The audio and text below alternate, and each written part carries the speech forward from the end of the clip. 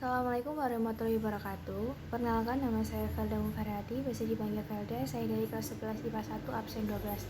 Di sini saya akan menjelaskan tentang jinayah.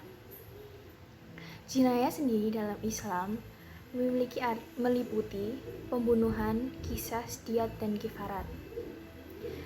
Pembunuhan memiliki arti, yaitu pembunuhan artinya perbuatan manusia yang mengakibatkan hilangnya nyawa seseorang baik dengan sengaja ataupun tidak sengaja, dengan alat yang mematikan ataupun dengan alat yang tidak mematikan.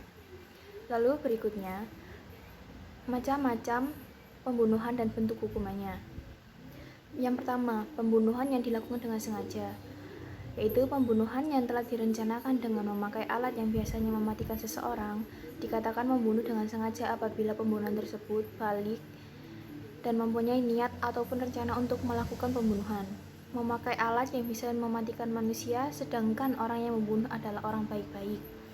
Contoh, membacok korban, menembak dengan senjata api, memukul dengan benda keras atau tumpul, dan lain sebagainya.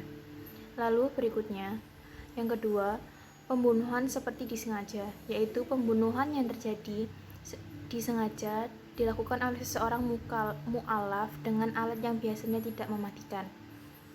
Lalu contohnya, dengan sengaja memukul orang lain dengan cambuk atau dengan mistar, akan tetapi terkena orang kemudian meninggal.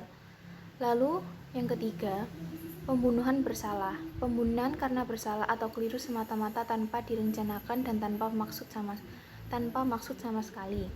Contohnya, seseorang melempar batu atau menembak burung akan tetapi terkena orang kemudian meninggal. Lalu berikutnya, hukuman bagi pelaku pembunuhan tanpa hak. Yang pertama, pembunuhan yang disengaja. Hukuman bagi pelaku pembunuh secara tidak sengaja adalah qisas.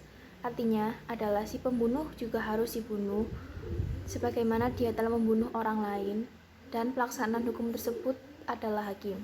Apabila keluarga telah memaafkan pembunuh, maka pelaku harus membayar diyat muhalaza, dan pembayaran diyat diambil dari harta sang pelaku lalu diberikan kepada keluarga korban secara tunai.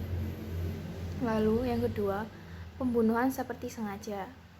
Hukuman bagi pelaku pembunuhan seperti tidak sengaja tidak diqisas, melainkan diwajibkan membayar diyat mughalaza atas keluarga yang terbunuh, dan dibayar secara berangsur kepada keluarga terbunuh selama 3 tahun dan setiap tahunnya dibayar sepertiganya. Lalu selanjutnya, pembunuhan tersalah atau tidak sengaja. Hukuman terhadap pelaku pembunuhan tersalah tidak diqisas, melainkan diwajibkan membayar diyat mukhafafah dengan ringan yang harus dibayar oleh keluarga pembunuh kepada keluarga terbunuh. Bayaran itu dilaksanakan secara 3 tahun dan diangsur sepertiga tahun. Selain seharus membayar diyat, pembunuh juga harus membayar kifarat. Lalu berikutnya, hikmah larangan membunuh. Yang pertama, memberikan pelajaran kepada masyarakat agar tidak melakukan pembunuhan keji.